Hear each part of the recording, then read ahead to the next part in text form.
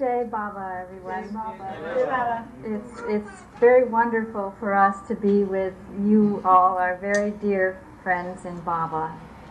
We thank you for inviting us. And first thing I want to say is my parents send their love to you all. And we'll keep the dresses a secret. It's always nice to start with a Baba quote.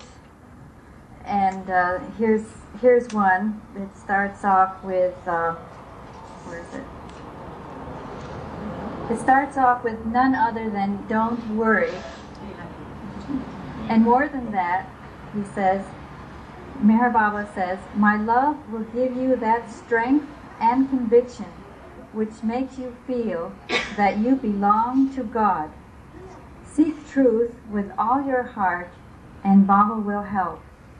I am in this world to help people to love God, to find Him and to see Him.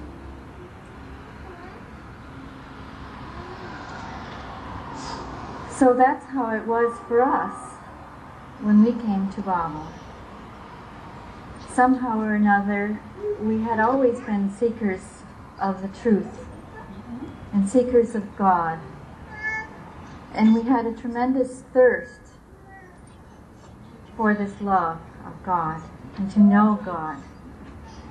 But when we were children, we didn't really know very much about God. We knew about Meher Baba to some extent. There wasn't very much literature at the time, and we weren't very much into that. But we each came to Baba on our own. In our own unique way, Baba drew us to Him. The three of us met Narina when we were children, and we felt Baba's love through her. And then later on through Dr. Duncan, right? Yes. You felt the same way. You felt Baba's love very much. And this was more or less a taste. And also Baba wrote letters to us when we were children. And we would always say, when is Baba coming? Come on in and have a seat.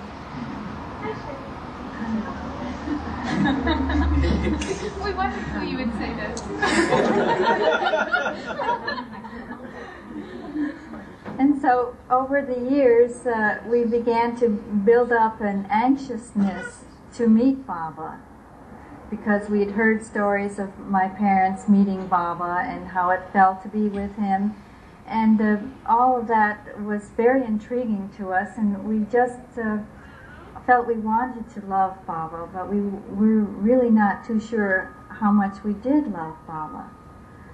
Well, finally, the momentous day came on May 10th, 1952. So this is our kind of our anniversary celebration. And it was Mother's Day. And it was Mother's Day.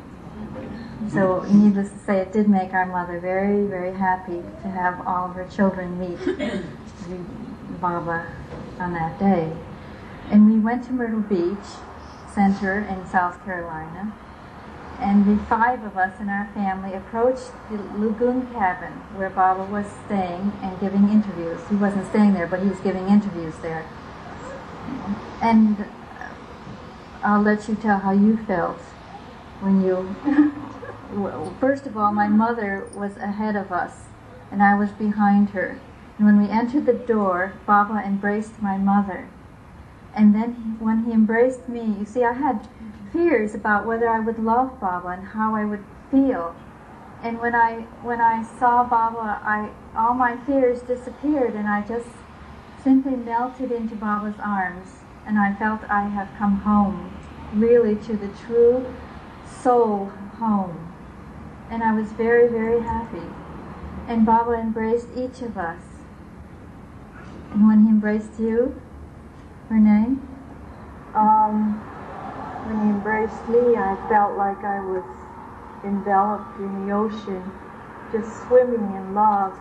And I didn't notice the sequence of people greeting Baba or anyone else in the room. And the tears kept flowing. we both were, and we sat on, Baba sat over in this angle to our left, and we sat on this little sofa, and Adi was interpreting. Mm-hmm. And Baba said, quote, "God is so happy in His infinity that the whole family loves Baba with all their hearts, unique." And I felt that our loving Baba made Baba happy was extraordinary. And he also said, "God in heaven is happy that you have come." And you see, I didn't know that I loved Baba, and then Baba said, he pointed to Rene and me, and he said, "They have not met me before." And then he said, "They love me."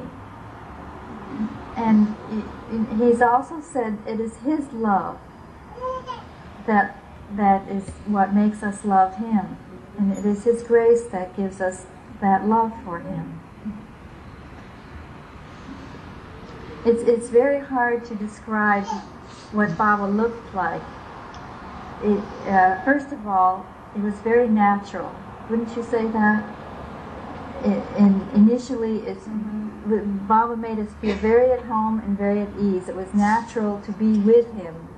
You didn't feel awestruck or that you had to be a certain way. He wanted us to feel completely at ease with him.